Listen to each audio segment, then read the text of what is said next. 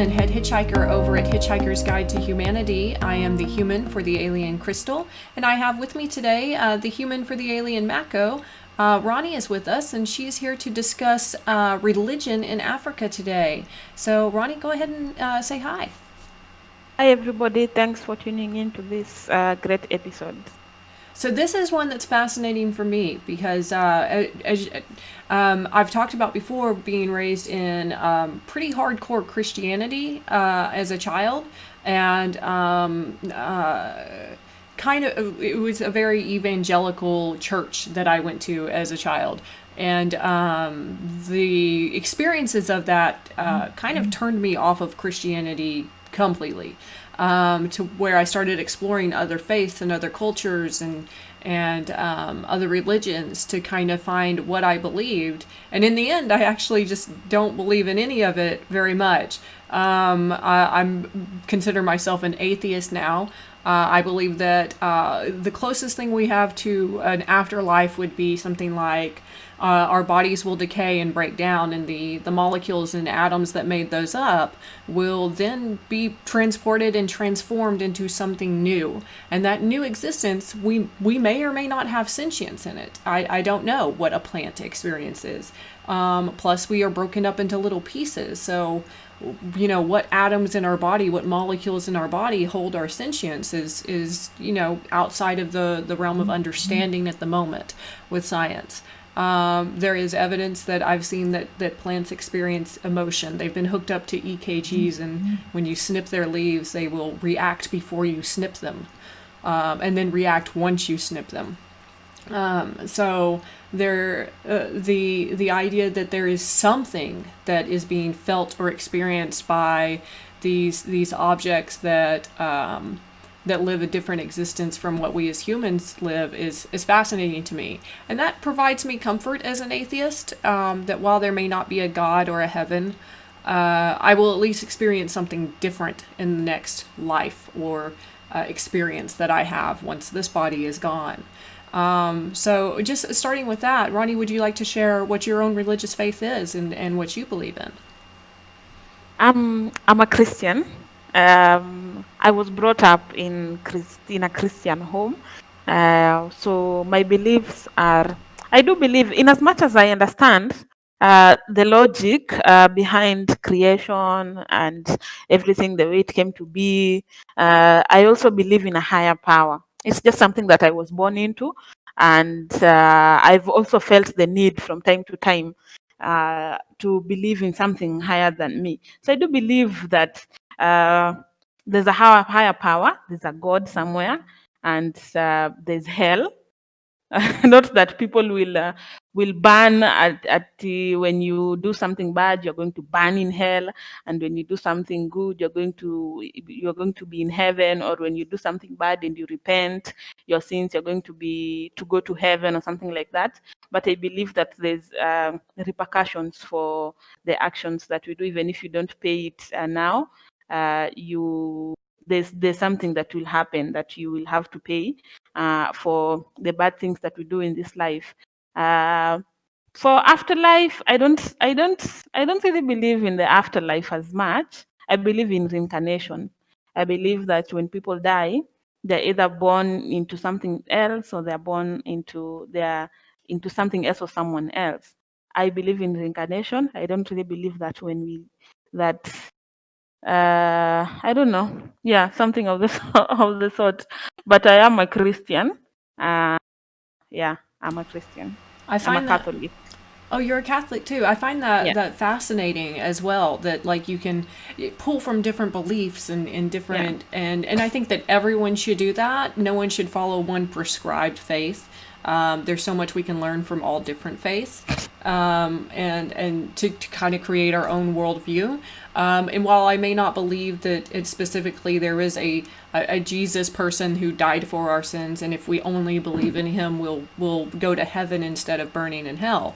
But I do yeah, believe that if he did exist, and there is some evidence to show he did, there's Roman records to indicate that Jesus, a man named Jesus, was crucified for treason, and there are records of that.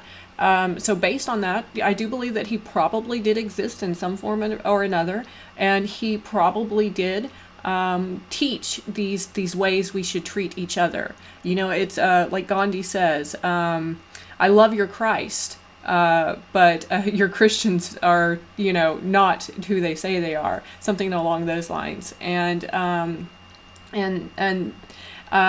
so that's kind of like why my experience was negative in Christianity, because the Christians that I were around were not actually practicing true Christianity as Jesus was presenting it. And so that's probably why I was just turned off to that idea as a child and as a teenager. But I definitely respect people's faith and beliefs, and I know that faith gives people a lot of comfort in life. Yeah. When we're faced with these challenges that are overwhelming, whether it's something like a death of a loved one or the end of a really bad relationship, or you're facing your own mortality, you know, if we develop terminal illness, faith, in whatever form you have, is comforting to people and gives them hope. And, you know, I've seen faith help people get off drugs and stop their substance abuse.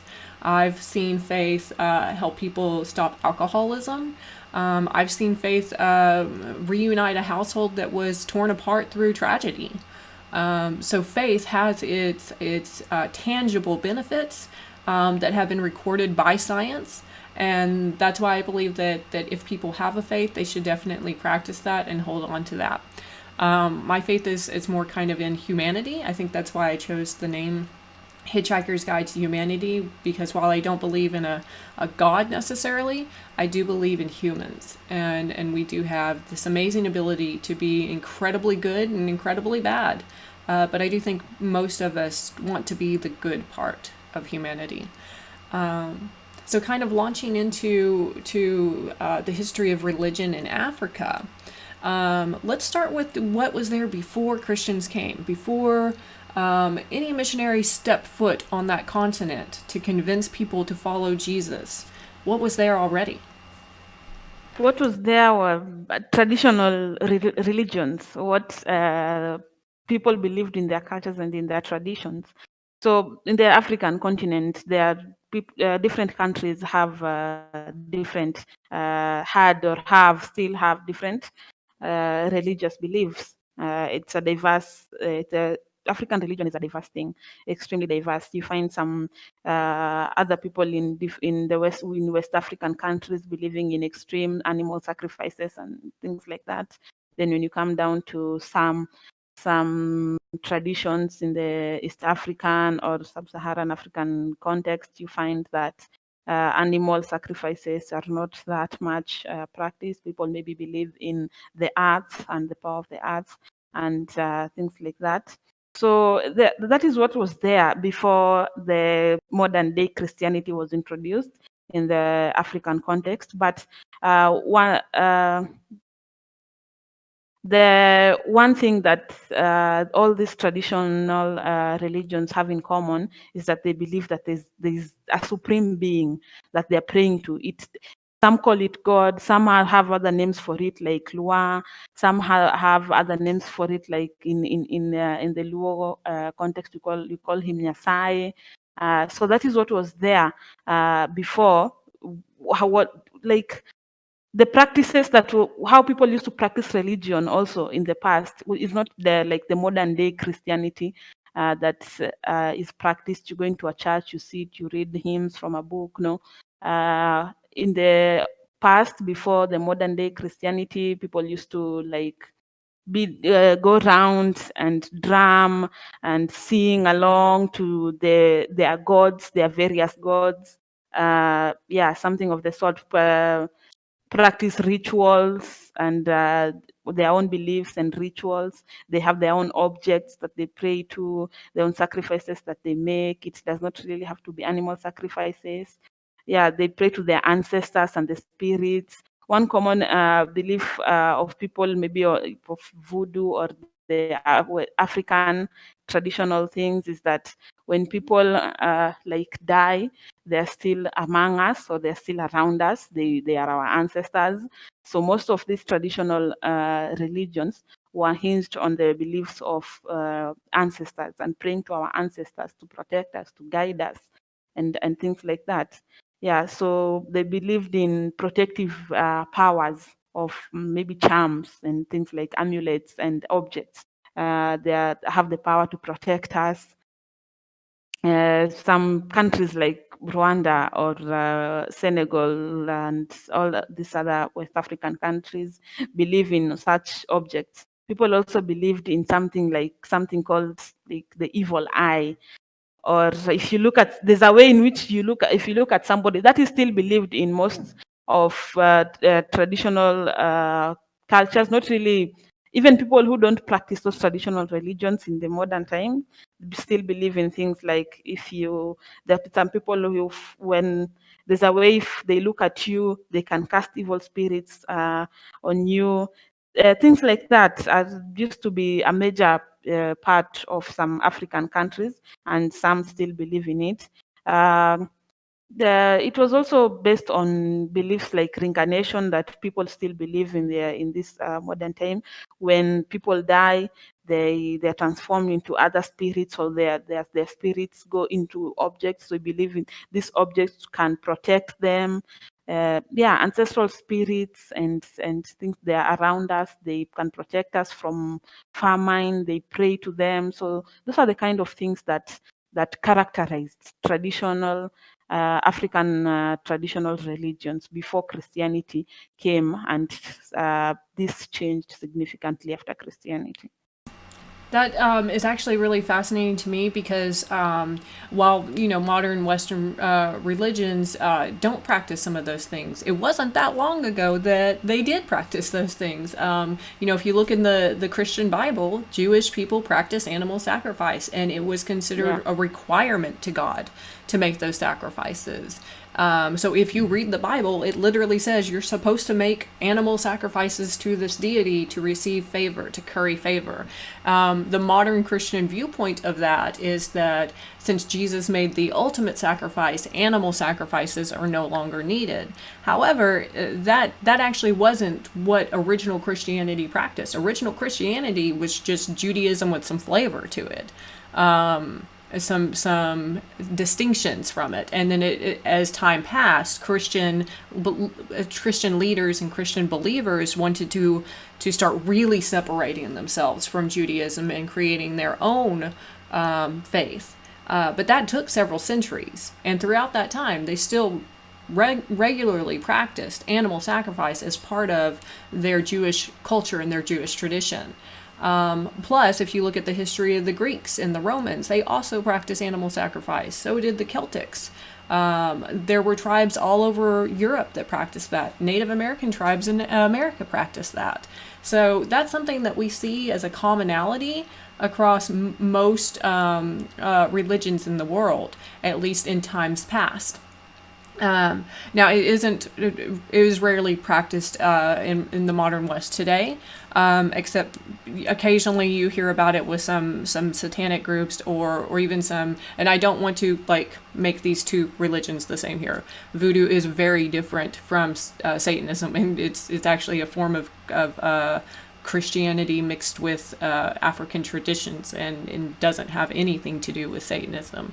Not that even Satanism is actually a bad religion. If you read the 13 tenets of Satanism, I believe strongly in 10 of them. The only ones I don't believe in is the ones that involve harming people who have harmed you.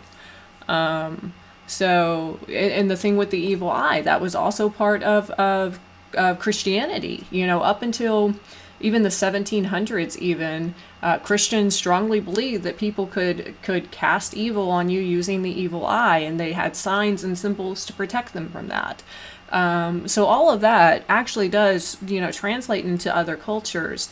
And you see that practiced or had been practiced throughout the West as well. So this kind of brings me into the topic of voodoo. And my curiosity is, it's twofold. There is one, and I don't know if this is an aspect of voodoo or another African religion, but I have heard of eating or drinking, eating the heart or drinking the blood of either a loved one or your enemy after being defeated. And do you have any knowledge of where that idea came from, or if it's still practiced today? Voodoo is mostly a West African religion, or a West African. It originated from West Africa. In East Africa or in the Kenyan context, I've not really heard of extreme traditions or traditional religions of people going to the extreme of eating the heart of their disease or their enemies. But there's a lot of black magic or witchcraft, which some people believe in. So there are some people who are Christians or who believe in God, but they also believe that if there's a God, then there's a Satan. And as such, these, in as much as we believe that the power of the Lord can work some miracles or can help move some things, they also believe that there's a Satan and there's also the power of evil. So you find them when maybe people are fighting over things like land ownership, two brothers fighting over land. Most of the time in the African context, you will find some people resorting to witchcraft, to going to these people who practice witchcraft, or we call them wachawi in Swahili, mchawi or wachawi. You find people going to them and asking them. So you're asked to bring something that belongs to maybe your enemy or their photo, and you sacrifice. Maybe that is when I've like heard of something like killing. You're asked to bring a chicken. So the chicken is slaughtered, and you're asked maybe to drink that blood. And the being of that chicken is like maybe tied to your enemies. So you're asked to drink, or you're asked you're given these concussions that you're asked to bring, the chicken, the blood of the chicken, or a black chicken, or a completely white lamb, or a completely white goat. So you have to bring something like that. And the witch doctor works some crafty things, and then you take this back to your enemy for your enemy to drink. So such are the kind of things which I've had being practiced or are being practiced right now. There's also this belief in traditional medicine. So, in as much as some people believe in the herbs and the herbs treating as the traditional medicine, there are also people who believe in witchcraft in treating some diseases. There are people who believe that there are some diseases which are not natural, which did not just come to you naturally. They were sent to you by your enemy. So there's also people who treat these diseases using this witchery stuff and witch doctor things. So in as much as voodoo in itself is like a West African religion, but there's some of it or some practices which are similar to the East African or the Kenyan context in some of this.